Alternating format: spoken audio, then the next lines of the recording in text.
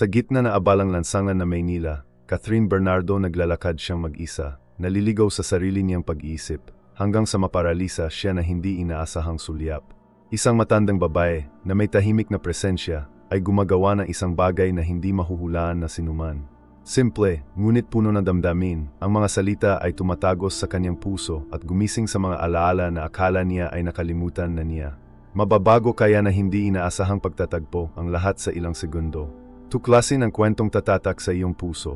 Tara na sa video. Nagsisimula ng maging kulay ginto at kahel ang kalangitan sa Maynila, na nagbabadya ng pagtatapos ng panibagong araw na nakakapigil na init.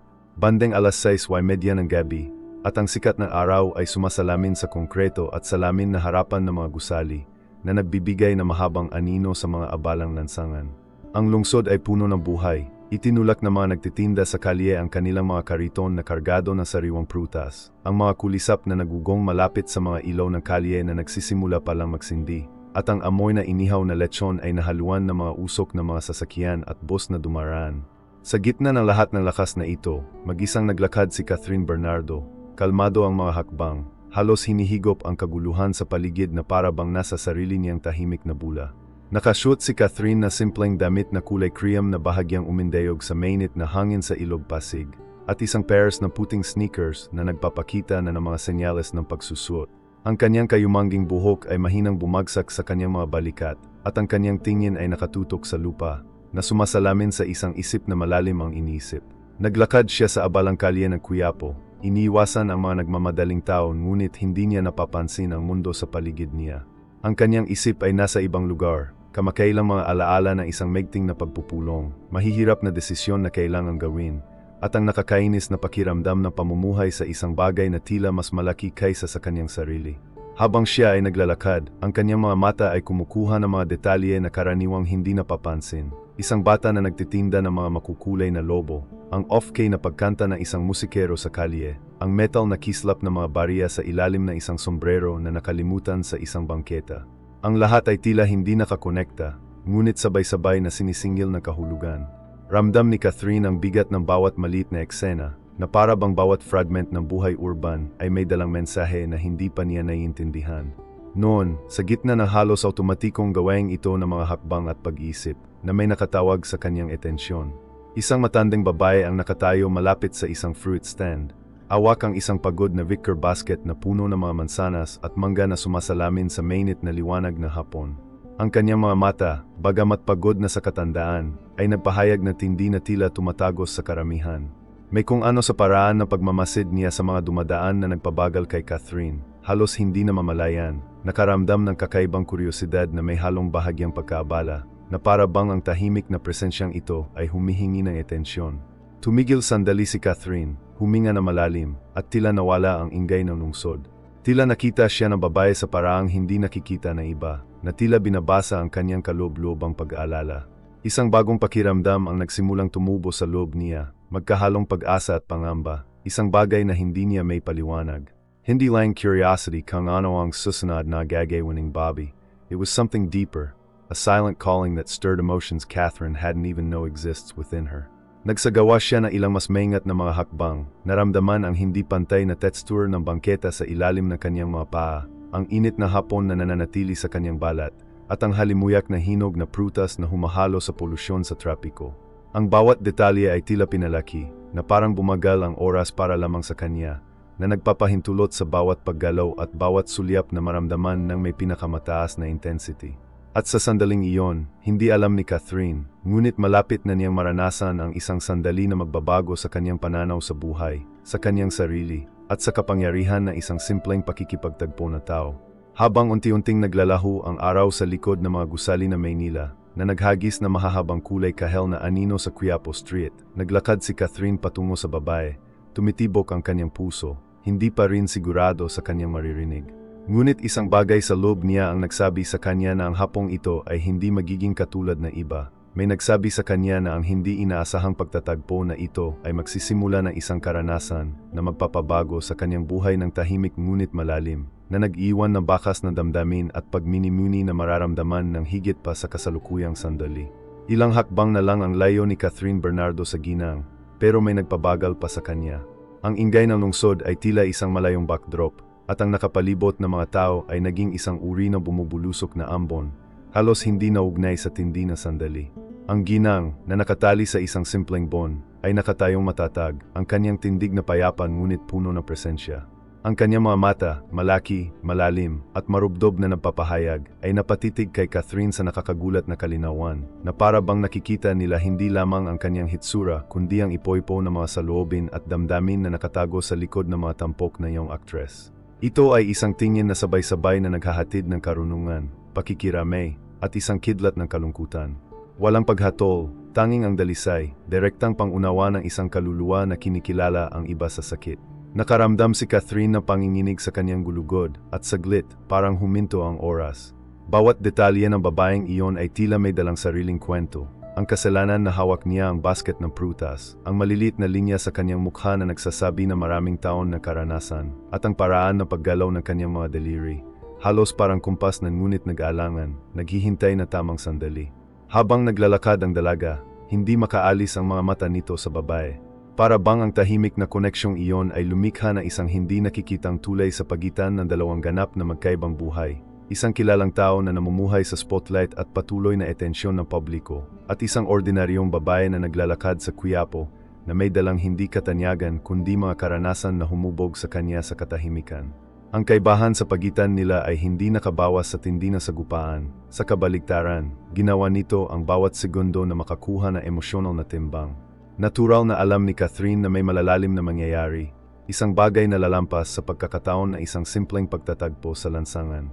Humakbang ang babae, hindi nagsasalita, ngunit ang kanyang tingin ay nanatiling matatag, matalim. Magkahalong kuryosidad at pangamba ang naramdaman ni Catherine, isang halos pisikal na pangangailangang maunawaan ang mensaheng nakasad sa katahimikang iyon. Bawat detalye sa paligid niya, ang amoy ng mga hinog na mangga sa stall, ang kalayuan ng mga sasakyan sa ilog Pasig, ang patuloy na init ng hapon, ay tila naglaho sa harap ng kapangyarihan na mata ng babaeng iyon. Ang koneksyon ay tahimik, ngunit sinisingil ng damdamin, isang uri ng komunikasyon na hindi kailanman makukuha ng mga ordinaryong salita. Samantala, ang mga dumadaan ay lumiko sa kanilang dalawa. Ang iba ay mabilis at walang malasakit na mga tingin, ang iba ay nakikisyoso lamang. Ngunit walang sinuman ang nakakaunawa sa nangyayari sa sandaling iyon. Para bang binigyan ng mundo na sandaling paghinto, na nakalaan para lamang sa 2 taong iyon. Naramdaman ni Catherine na lumalim at mabagal ang kanyang paghinga. Sinusubukang i-absorb ang bawat nuance, bawat detalye na matinding presensyang iyon. Isang banayad na lamig ang dumaloy sa kanyang gulugod, na may halong kakaibang pakiramdam ng ginhawa, na para bang ang titig na iyon ay nagsasabi ng isang bagay na hindi pa niya maintindihan. Ngunit iyon ay malapit nang magkaroon ng perpektong kahulugan. At pagkatapos, sa gitna ng katahimikang ito na puno ng kahulugan, sa wakas ay binasag ng babae ang hadlang na tingin sa isang maliit na ngiti, maingat, halos hindi mahahalata, ngunit isa na nagniningning na empatiya at pag-unawa. Isang ngiti na nagsasabing, alam ko ang nararamdaman mo, at hindi ka nag-iisa. Naramdaman ni Catherine na may bumukas sa lube niya. Isang emosyonal na pinto na matagal nang nakalok. Ang simpleng ekspresyong iyon ay ipsilon nagapualuha sa mga mata ng actress, mga aluhang hindi lamang dahil sa kalungkutan, kundi ang pagkilala na makita, maunawaan, at malaman na ang sandaling ito ay ipsilon hindi lamang nagkataon. Patuloy na nanonood ang babae, matiyagang naghihintay, at napagtanto ni Catherine na paralisado pa rin na ang pagtatagpo na ito ay hindi lamang nagkataon. Ito ang simula ng isang karanasang magpapabago sa kanya, na magpapakita sa kanya ng sarili niyang buhay, ang kanyang mga pagpipilian, at ang kapangyarihan na isang simpleng tingin na tao. Sa gitna ng pagmamadali at pagmamadali na Maynila, noong hapong iyon, 2 magkaibang buhay ang malapit ng magugnay sa paraang hinding-hindi makakalimutan.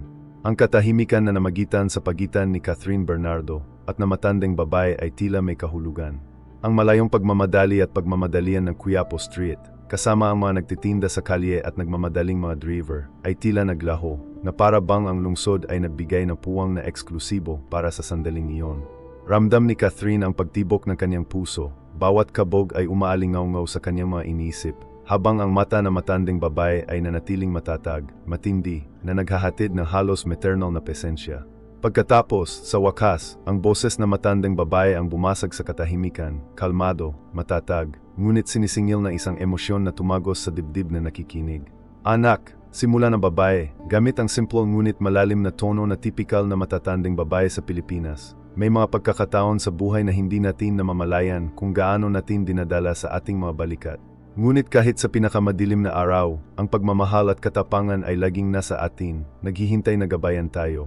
Ang kanyang boses ay paos mula sa oras at ang pilay ng mga taon na trabaho. Ngunit mayroong isang tamis na tila bumabalot sa hangin, na lumilikha na halos nasasalat na pakiramdam ng kaginhawaan. Napalunok si Catherine, naramdaman ang bigat ng mga salita sa hindi inaasahang pagkakataon. Ito ay hindi lamang malabo o clicks na payo. May kung ano doon, isang sinseridad na sobrang dalisay na tila umaantig sa bawat nakatagong alaala at bawat emosyon na nasa puso niya. Nadatnan ng dalaga ang sarili na hindi agad nakasagot, pasimpleng sinisipsip ang sinasabi ng babae, na para bang may kapangyarihan ang bawat pantig na muling ayusin ang mga kaisipang gumugulo sa kanyang isipan. Nagpatuloy ang babae na parang nagbabahagi ng isang sikreto. Minsan inisip natin na kailangan nating magkaroon ng lahat ng sagot, na kailangan nating dalhin ang lahat ng mag-isa. Ginarang todo, hindi. Ang buhay ay naghahatid sa atin ng mga hindi inaasahang pagtatagpo, na may malilit na kislap ng koneksyon na nagpapaalala sa atin na hindi tayo nag-iisa. At kung minsan, ang kailangan lang ay isang sandali lang, para ang lahat ay magkaroon ng kahulugan. Naramdaman ni Catherine ang paninikip ng kanyang lalamunan at ang init sa kanyang dibdib. Ang boses ng babae ay parang tulay sa pagitan ng realidad at kung ano ang wala pa rin siyang lakas ng loob na aminin sa sarili. Ang takot sa kabiguan, ang kawalan ng katiyakan sa kanyang mga pagpipilian, ang pressure na pasayahin ang lahat, at ang palaging pakiramdam na malayo sa kung ano ang tunay na mahalaga. Napagtanto niya na ang mga salitang iyon, simple ngunit puno ng katotohanan, ay sumasalamin sa kanyang kaluluwa sa paraang hindi niya narinig noon. May kakaiba sa pag-usap na iyon, isang kombinasyon na intuisyon at karanasan na tanging mga taon na buhay ang maaring mag-alok.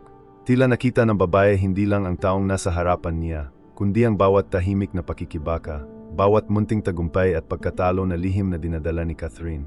At biglang naunawaan na aktres na hindi basta-basta lang ang engkwentro na ito ay kinakailangan. Ang bawat salita ay tila maingat na itinanim sa tamang sandali, nakalaan upang maantig ang kanyang puso at buksan ang mga pinto na siya mismo ay nakalok. Pumikit sandali si Catherine, huminga na malalim, at naramdaman ang pagtulo ng mga luha. Ang mga ito ay hindi lamang luha na kalungkutan, kundi na pagkilala at pasasalamat. Ang babae, na naramdaman ang emosyong nagising, ay humakbang pasulong at marahang hinawakan ang braso ni Catherine, na nagbibigay ng katiyakan, na parang sinasabing, okay lang sa pakiramdam, okay lang na maging sarili mo. Sa sandaling iyon, ang buong mundo ay tila lumit sa laki. Ang ingay ng mga lansangan, ang init na hapon, ang mga nagtitinda ng kuyapo, lahat ay naging backdrop na matindi at malalim na koneksyon na tao. At alam ni Catherine, nang hindi nangangailangan ng higit pang mga salita, na ang pag-uusap na iyon ay hindi malilimutan. Ang bawat pantig na binigkas ng babae ay alalahanin at masasalamin, nagsisilbing tahimik na gabay para sa mga desisyon sa hinaharap, para sa pag-unawa sa sarili, at para sa pagkilala na kung minsan, ang isang simpleng pagtatagpo ay maaaring magbago na takbo ng buong buhay. Agad at malalim ang epekto ng mga sinabi ng babae. Ramdam ni Catherine Bernardo ang paninikip ng kanyang puso, para bang ang bawat pantig ay dumampi sa malalalim na suson ng kanyang kaluluwa na matagal nang nakatago. Sa loob na ilang segundo, siya ay paralisado, hindi makahinga na maayos, hindi makagalaw ng isang kalamnan. Tila naglaho ang lahat sa kanyang paligid, ang walang humpay na paggalaw ng Quiapo Street, ang magkahalong tunog ng mga nagtitinda at mga busina, ang init na hapong-hapon sa Maynila, wala nang pakialam sa sandaling iyon. Ang kanyang isip, na karaniwang naghahanap na mabilis na solusyon at agarang mga sagot, ay pinilit ng gayon na madama, upang makuha ang bawat emosyon na tahimik na bumangon sa kanyang loob. Nagsimulang tumulo ang mga luha sa mga mata ni Catherine, unti-unting umaagos sa kanyang mga pisngi. Ang mga ito ay hindi lamang mga luha ng kalungkutan, sila ay pinaghalong sorpresa, pasasalamat, pagkilala, at higit sa lahat, kahinaan. Sa kauna-unahang pagkakataon sa mahabang panahon, nadama ng aktres na ganap na nakikita, naiintindihan, walang maskara, nang hindi kailangang gumanap o mangyaring sinuman. Sa tindi ng sandaling iyon ay napuno ang dibdib niya na emosyong halos pisikal, na para bang ang bawat himaymay ng kanyang katawan ay nagre-react sa isang katotohanang kailangang maramdaman, hindi basta isip. Tumingala siya at muling sinalubong ang tingin ng ginang, na nanatiling kalmado, matatag, at maunawain. May pagtitiyaga sa paraan ng kanyang pagpapanatili sa mata, na para bang alam niyang kailangan ni Catherine ang sandaling iyon para iproseso ang lalim na sinabi. Naramdaman na dalaga ang isang alon na init na dumaloy sa kanyang katawan, magkahalong kaginhawahan at emosyon, at napagtanto na ang pagtatagpo na ito ay higit pa sa kaswal, ito ay nagbabago. Ang bawat detalye ng ginang ay tila naghahatid ng pangangalaga. Ang bahagyang pagkumpas ng kanyang kamay sa ibabaw ng basket, ang paraan ng kanyang paghilig ng bahagya, ang paraan ng kanyang mga mata na tila kumikinang sa liwanag na tahimik na pag-unawa. Naramdaman ni Catherine ang pagudyok na magsalita, magsabi na isang bagay bilang tugon, ngunit walang salita ang makakapagsabi sa pagiging komplikado na kanyang nararamdaman. Ang bawat pagtatangka na ipahayag ang isang pangungusap ay tila hindi sapat sa harap ng lakas na sandali. Pagkatapos ay huminga siya na malalim, ipinikit ang kanyang mga mata saglit, pinahintulutan ang kanyang emosyon na dumaloy ng walang hadlang, hinahayaan ang tahimik na pag-iyak na maging tanging paraan ng komunikasyon na posible sa sandaling iyon. Ito ay isang pigil na sigaw, ngunit sinisingil na malalim na kahulugan, isang sigaw ng kaginhawahan, ng pagkilala, at ng pakikiramay sa buhay na kanyang nabubuhay hanggang sa sandaling iyon. Habang umaagos ang mga luha, bumalik sa kanyang pangunawa ang maliliit na detalye sa kanyang paligid, ang malambot na kislap ng mga ilaw sa kalye na dumarating, ang matamis na amoy na hinog na mangga na ibinebenta ng babae, ang malayong tunog ng mga bata na nagtatawanan at tumatakbo sa gilid ng daan. Ang lahat ay tila nagkaroon ng bagong kahulugan, na para bang ang lungsod mismo ay tahimik na nakikilahok sa sandaling ito ng paghahayag at pagsisiyasat ng sarili. Patuloy na dumaan ang mga tao, walang pakialam sa nangyayari. Ngunit para kay Catherine at sa babae, huminto ang oras na lumikha ng isang ligtas na puwang para sa mga emosyon na dati ay itinatago upang tuluyang lumabas.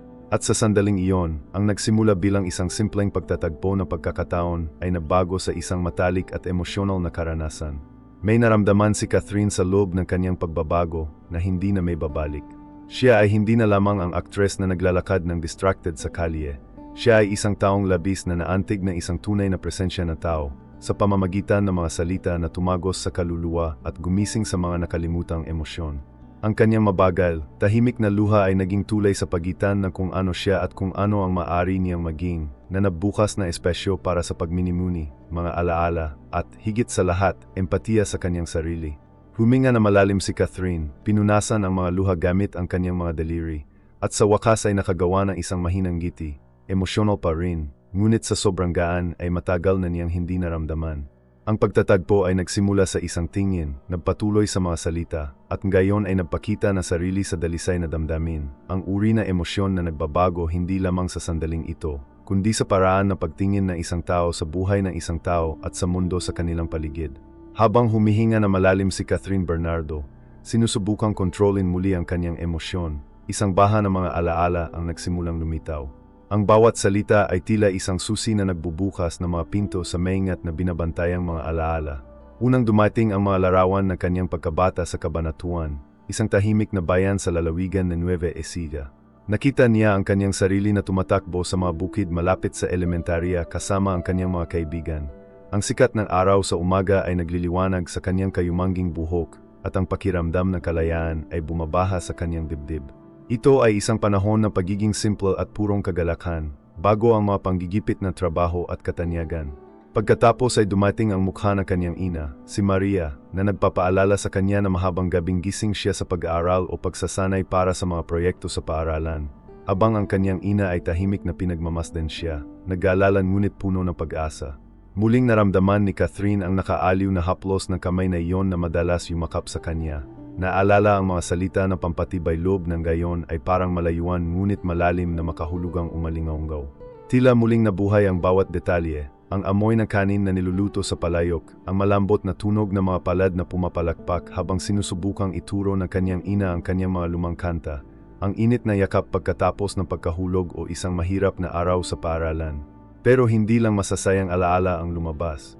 Lumutang din ang mga alaala ng mga mapanghamong sandali. Ang kanyang unang pagkatisod sa mundo ng pag-arte, ang bigat na inaasahan ng kanyang pamilya, ang takot na mabigo ang mga tagahanga at kasamahan, at ang pakiramdam ng pangungulila na minsan ay sumasama sa kanya kahit sa gitna ng maraming tao. Bawat paghihirap na kanyang hinarap ay tila nabuhayan ng halos masakit na kalinawan. Isang pakiramdam ng kahinaan na hinaluan ng pasasalamat sa pagdaig sa mga hadlang na, noong panahong iyon, ay tila hindi malulutas. Habang dahan-dahan akong naglalakad sa tabi niya, nagsimula na ring lumabas ang mga kamakailang alaala. Mga sandali na kawalan ng katiyakan sa panahon ng mga panayam, pagtatanghal, at paggawa ng pelikula sa Maynila at iba pang mga lungsod sa Pilipinas, mula Makati hanggang Cebu, kung saan walang tigil ang pressure ng katanyagan, ngunit nanatili ang hilig para sa kanyang trabaho. Napagtanto ni Catherine na, sa kabila ng lahat ng hamon, palaging may maliliit na kislap ng tapang at determinasyon na nagpapanatili sa kanya. Para bang ang bawat hakbang, bawat luha, at bawat ngiti ay maingat na inilagay upang bigyang daan ang sandaling iyon sa lansangan sa Quiapo. At pagkatapos ay dumating ang isang paalala na bahagyang nagpanginig sa kanya. Sa unang pagkakataon na naramdaman niyang hindi siya sapat, nang ang isang mahalagang proyekto ay hindi naging tulad na inaasahan. Ang bigat ng pagkabigo at pagpuna sa sarili ay napakatindi na. Sa isang sandali, naramdaman niyang hindi na siya makakabangon. Ngunit ngayon, nang marinig ang mga salita ng babae, naunawaan ni Catherine na ang bawat kahirapan, bawat pagkakamali, bawat kabiguan, ay hindi ang katapusan, ngunit bahagi ng isang mas malaking proseso. Ang mga masasakit na alaala, na dati ay tila hindi mabata ng mga pasanin, ay naging mahalagang mga aral, mahahalagang bahagi sa pagbuo ng kung sino siya sa sandaling iyon. Napuno ng pinaghalong pananabik, pagkilala, at pag-asa ang puso ni Catherine. Naramdaman niya ang pangangailangang higit na kumonekta sa kasalukuyan. Hinihigop ang pakikipagtagpo sa babae hindi lamang bilang isang nakahiwalay na sandali, ngunit bilang isang tulay sa pagitan ng kanyang nakaraan, ang kanyang mga karanasan, at ang hinaharap na maaari pa niyang buuin. Ang bawat alaalang hatid ay nagdadala ng isang tahimik na mensahe. Kahit sa mga sandali ng sakit, palaging may kislap ng lakas, isang pagkakataong matuto, at, higit sa lahat, isang pagkakataon para sa pagbabago. At habang siya ay patuloy na naglalakad, hinihigop ang bawat detalye, napagtanto ni Catherine ang isang mahalagang bagay. Ang pagtatagpong iyon ay hindi lamang nagpagising sa mga alaala, ngunit nagbigay buhay sa kanila, na nag-alok ng isang pananaw na hinding-hindi niya makakamit ng mag-isa.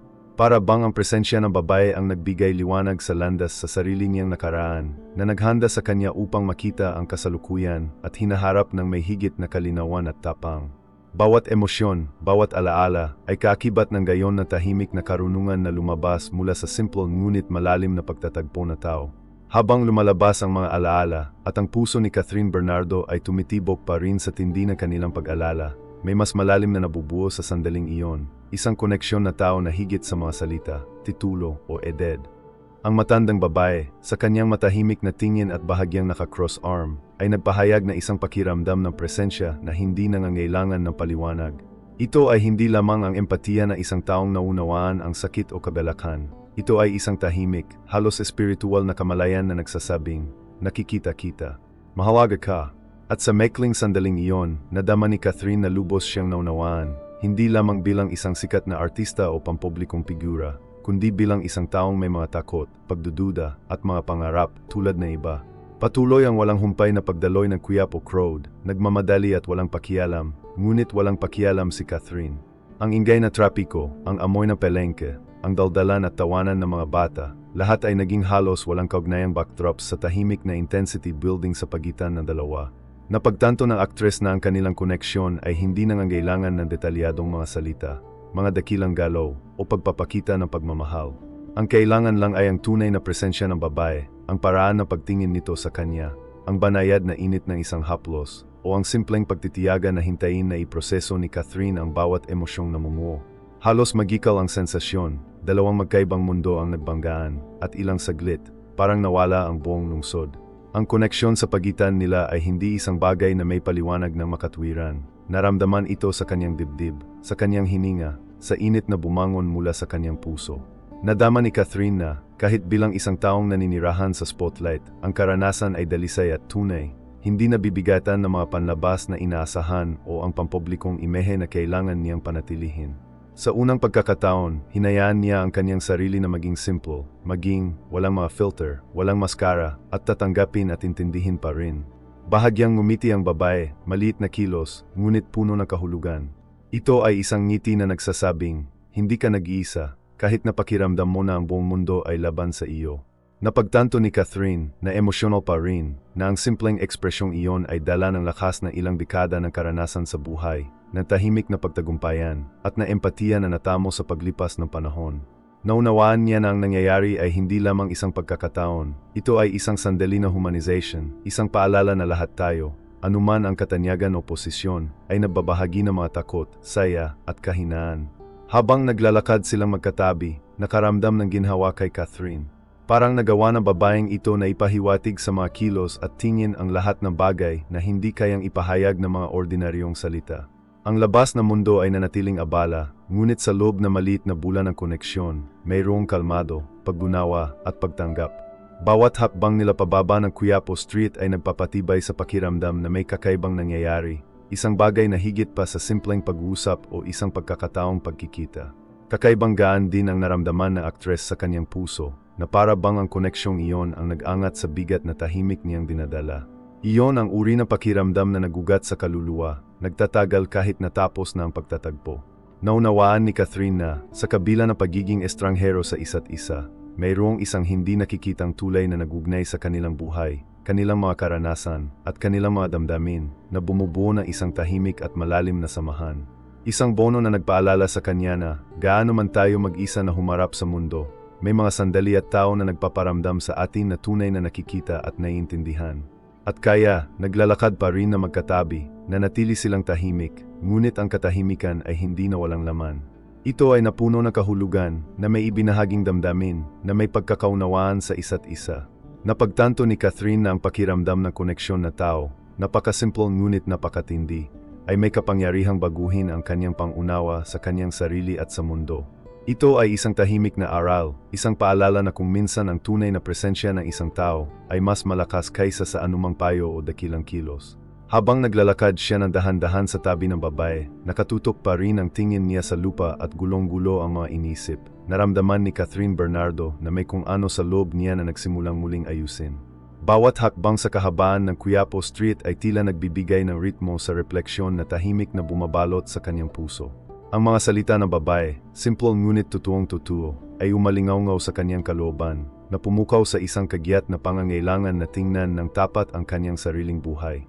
Para bang isang hindi nakikitang kurtina ang ibinalik, na nagpapahintulot sa kanya na makita ang kanyang mga takot, ang kanyang mga pagpipilian, at ang kanyang mga prioridad na may masakit na nakakapagpalaya na kalinawan. Pinag-isipan ni Catherine ang kanyang karera, sa lahat ng mga pelikula at proyekto na nagtulak sa kanya sa spotlight, at napagtanto niya na madalas niyang hinahangad ang pagkilala at pag-apruba sa labas nang hindi kinukwestiyon ang tunay na epekto ng kanyang mga aksyon. Bawat ngiti para sa mga kamera, bawat walang kamali-mali na pagtatanghal, bawat pag-ikot ng palakpakan ay tila ginawa upang pasayahin ang iba, habang ang kanyang sariling puso ay naghahangad ng isang bagay na mas tunay, mas makabuluhan. Sinimulan niyang tanungin ang kanyang sarili, ano ba talaga ang mahalaga? Anong mga pagpipilian ang gagawing kapaki-pakinabang ang aking buhay lampas sa katanyagan at sa hitsura ng tagumpay? Ang paningin ng mga tao sa paligid niya ay nagkaroon din ng bagong kahulugan. Ang nagtitinda ng prutas, ang batang tumatakbong may dalang lobo, ang babaeng may dalang mabibigat na shopping bag, para silang lahat ay nabuhay sa kani-kanilang mga kuwento, puno na hirap, saya, at maliliit na tagumpay sa araw-araw. Napagtanto ni Catherine na, sa kabila ng pagkakaiba ng buhay niya at ng buhay nila, may ibinahaging pagkatao sa bawat kilos at tingin. Ang kaisipang ito ay nagdulot na magkahalong kapakumbabaan at pasasalamat. Hindi siya nakahiwalay sa kanyang mga problema, ni siya ay nakahihigit dahil sa kanyang katanyagan. Lahat sila ay humarap sa panloob na pakikibaka, lahat ay naghahanap ng kahulugan at koneksyon. At pagkatapos, hindi may iwasang, dumating ang mga alaala ng mga nakaraang desisyon na lubhang nakaapekto sa kanya. Sa pagkakataong iyon ay tinanggihan niya ang isang pagkakataon na tila ligtas ngunit hindi umaayon sa kanyang puso. Ang araw na pinili niyang pasayahin ang iba sa halip na makinig sa kanyang sariling intuisyon. Ang mga sandaling tahimik niyang isinakripisyo ang sarili para sa mga kaibigan o pamilya, magkahalong pagmamalaki at panghihinayang. Ang lahat ng mga karanasang ito, na dati ay tila mga hiwalay na insidente, gayon ay nagpahayag ng kanilang mga sarili bilang mga bahagi ng isang mas malaking paglalakbay, isang kwento ng paglago, pagkatuto, at pagtuklas sa sarili. Nadama ni Catherine na kailangan niyang makipag-ugnayan muli sa kanyang sarili, tukuyin kung ano talaga ang gusto niya at kung anong mga halaga ang dapat nagagabay sa kanyang mga susunod na desisyon. Ang mga salita ng babae ay umalingaw-ngaw bilang isang palaging paalala, tapang, pagmamahal, presensya, at pagiging tunay. Naunawaan niya na hindi na siya mabubuhay sa ilalim ng panggigipit ng mga inaasahan na ibang tao o balewalain ang mga panloob na senyales na humihingi ng pansin. Ang bawat damdamin, bawat pagdududa, Bawat pagnanais para sa pagbabago ay nagiging isang tahimik na mapa na gagabay sa kanya sa mga landas na kailangan pa niyang tahakin. Nang magsimulang magdilim ang langit ng Maynila, nababahiran ng mga kulay ubi at dalandan, at bumukas ang mga ilaw sa kalye at mga tindahan, naramdaman ni Catherine ang hindi inaasahang katahimikan. Ito ay hindi isang agaran o kumpletong kapayapaan, ngunit isang bagong tuklas na kalinawan, ang pakiramdam na, kahit nasa harap ng mga kawalan na katiyakan sa buhay, posible na pumili, magmini-mini, at kumilos sa mga paraan na nakahanay sa kanyang puso sa kanyang kakanyahan. Napagtanto niya na ang pagmumini-mini na ito ay hindi kailangang mag-isa, na ang mga sandali na koneksyon, tulad na nararanasan niya, ay maaring magbigay ng lakas ng loob at magbigay liwanag sa mga desisyon na dati ay tila imposible. Habang naglalakad, katabi pa rin ng babae, huminga na malalim si Catherine, naramdaman ang sariwang hangin sa hapon na humahalo sa halimuyak ng prutas at mataong lungsod. Naunawaan niya na ang sandaling ito ay hindi lamang isang pagtatagpo, ngunit isang punto ng pagbabago, isang sandali kung kailan ang buhay, kasama ang malilit na pagkakataon at hindi inaasahang pagtatagpo, ay nag-aalok ng pagkakataong muling suriin, magsimulang muli, at makipag-ugnayan muli sa kanyang sarili. At tahimik, ipinangako niya sa sarili na dadalhin niya ang pag-aaral na iyon magpakailanman, na ang mga pagpili sa hinaharap ay gababayan, hindi lamang na inaasahan na iba sa kanya, kundi na alam na kanyang puso na totoo at mahalaga.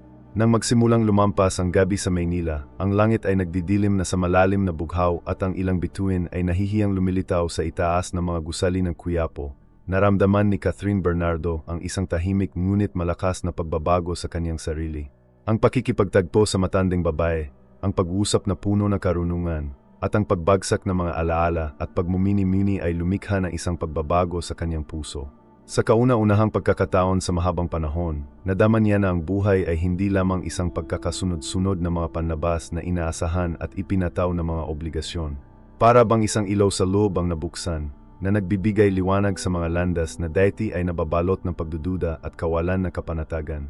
Habang naglalakad siya, dinadama ang natitirang init na hapong hinaluan na simoy ng hangin sa gabi, na tanto ni Catherine na kailangan niyang gumawa ng desisyon. Isang dinidiktahan hindi na takot, katanyagan, o panlabas na panggigipit, kundi na kung ano talaga ang ninanais ng kanyang puso.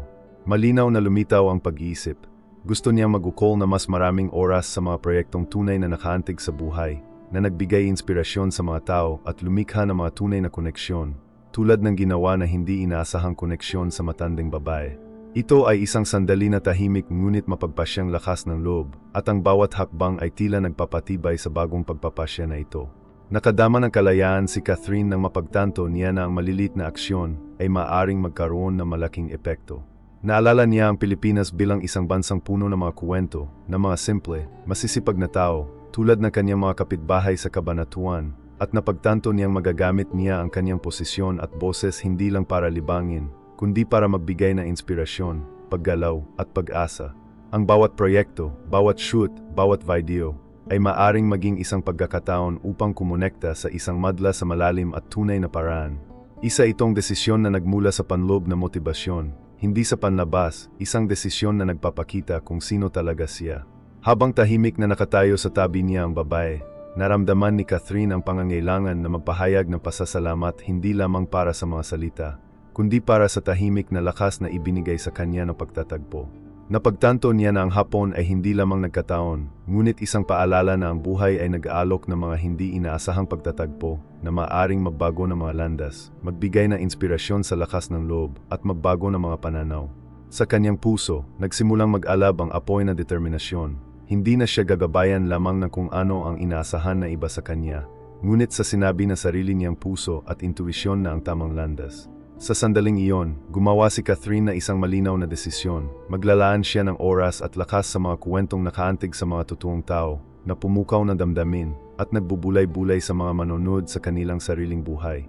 Nais niyang gumawa ng mga proyekto na nagpapakita ng kagandahan ng pagiging simple, ang kapangyarihan ng koneksyon na tao, at ang halaga ng bawat karanasan, gaano man kaliit. At, sa parehong oras, nagpasya siyang maging mas naroroon sa kanyang sariling buhay. Pinahahalagahan ang mga sandali, mga tao, at malilit na kagalakan na dati ay hindi napapansin. Habang dumidilim ang kalangitan sa gabi na Maynila, na naliliwanagan ng mga unang batik ng liwanag mula sa mga ilaw ng kalye at harapan, nadama ni Catherine Bernardo ang kapayapaan at determinasyon na nakikihalubilo sa nananatiling init na hapon. Parang nagsimula ang bagong yugto ng kanyang buhay, tahimik ngunit puno ng layunin. Bawat hakbang niya sa kalye sa Quiapo ay sinamahan ng gayon na matibay na paniniwala, na ang tunay na pagbabago ay nagsisimula sa loob ngunit umalingaw-ngaw sa labas, na nakakaapekto hindi lamang sa kanyang sariling buhay kundi pati na rin sa buhay ng mga tumatawid sa kanyang landas. At tahimik, pinasalamatan ni Catherine ang ginang sa pagtatagpo na iyon, para sa mga salitang iyon, at sa pagbubukas ng pinto na maaring hindi niya nangahas na buksan ang sarili. Nadama niya na ang desisyon ay hindi panandalian. Alam niyang dadalhin niya ang inspirasyon na sandaling iyon sa bawat pagpipilian sa hinaharap, bawat proyekto, bawat kilos. Ang buhay, naisip niya, ay ginawa ng mga hindi inaasahang sandali na ito na nagtutulak sa amin na maging mas mabuti, mas totoo, at mas kasalukuyan. At sa sandaling iyon, si Catherine ay nangakong mamuhay ng eksakto sa ganoong paraan. Habang dumidilim ang gabi na Maynila, kung saan ang mga ilaw ng kalye ng Quiapo ay sumasalamin sa mga bintana na tindahan at ang init ng hapon na nagbibigay daan sa mas malamig na simoy na hangin, naramdaman ni Catherine Bernardo ang sandali na malapit nang matapos ang babae. Walang pagmamadali, tanging ang hindi may iwasan na ang bawat nakakaharap na tao, gaano man kalalim, ay dapat, sa isang punto, ay maging isang alaala. Bahagyang napaatras ang babae, pinananatili pa rin ang isang matahimik at nakakaunawang titig, na parang sinasabi ng walang mga salita na ang sandaling iyon ay natupad ang layunin nito. Nakaramdam ng lungkot si Catherine, may halong pasasalamat. Ito ay kakaiba upang mapagtanto kung paano ang isang taong nakilala niya sa loob lamang na ilang minuto ay nag-iwan ng ganoon kalalim na marka sa kanyang kaluluwa.